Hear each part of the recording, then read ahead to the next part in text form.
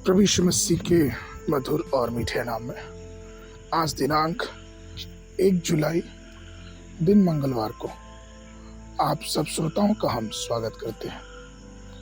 आज के दिन के लिए जो वचन है वो लिया गया है उत्पत्ति की पुस्तक, उसका 4 अध्याय 4 और 5 पद। वचन कहता है, और हाबिल भी अपनी भेड़ बकरियों के कई एक पहलौठे बच्चे भेंट चढ़ाने के लिए लाया और उसकी चर्बी भेंट चढ़ाई।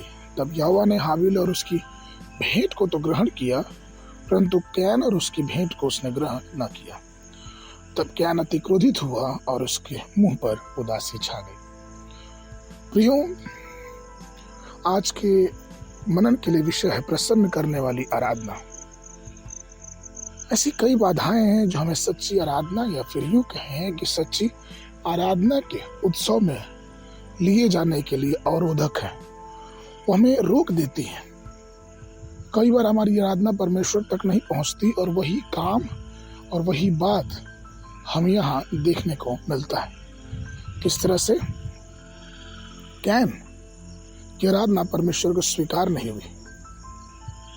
प्रियो, जब हम परमेश्वर की आराधना करते हैं तो हमारे जीवन एक सच्चे दायित्व से प्रभावित होना चाहिए।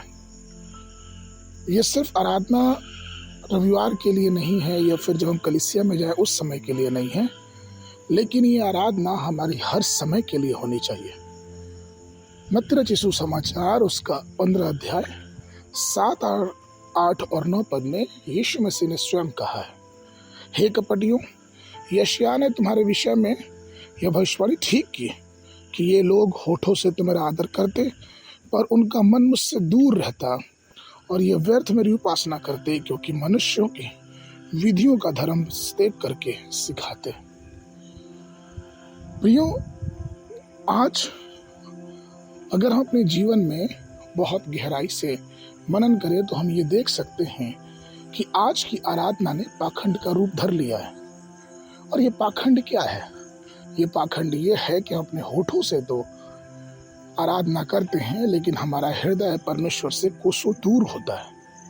हम अपने शब्दों से तो परमेश्वर की बड़ाई करते हैं, लेकिन हमारे दिलों में हर प्रकार की कटुता, बुराइयां और हर प्रकार की बातें भरी हुई हैं। और इसलिए हमारी स्तुति, हमारी आराधना परमेश्वर तक नहीं पहुंचती।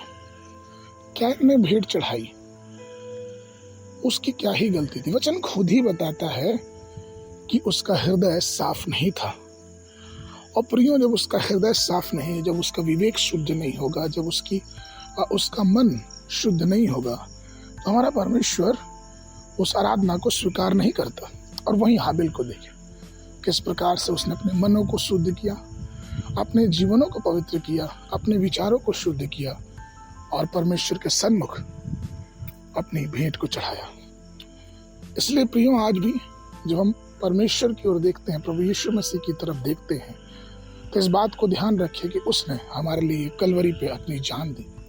और वो चाहता है कि हम अपने मनों से, विचारों से शुद्ध होकर परमेश्वर की आराधना करें, जिससे उसको हमारी आराधना प्रसन्न हो, उसको पसंद आए और उसकी आशीष हम अपने जीवनों में पाने वाले हो सके। इसलिए परमेश्वर के प्रिय लोगों, आइए अपनी आराधना को सच्चे हृदय, सच्चे मन से करें कि प्रभु की बरकत, प्रभु की आशीष हम सबके जीवनों में आने वाली हो सके। आगे के मनन के लिए रोमियो की पत्री उसका 12 अध्याय 1 पद। इसलिए हे भाइयों, मैं तुमसे परमेश्वर की दया स्मरण दिलाकर विनती करता हूँ कि अपने शरीरों को जीवित और पवित्र और परमेश्वर को भावता हुआ बलिदान करके चढ़ाओ, यही तुम्हारी आत्मिक सेवा है। बाइबल अध्ययन के लिए सुबह के समय अय्यूब की पुस्तक उसका 20 और 21 अध्याय, संध्या के समय प्रेरितों के काम उसका 10 अध्याय 24 पद से लेकर 48 पद तक। परमेश्वर आप सबको आशीष देवे।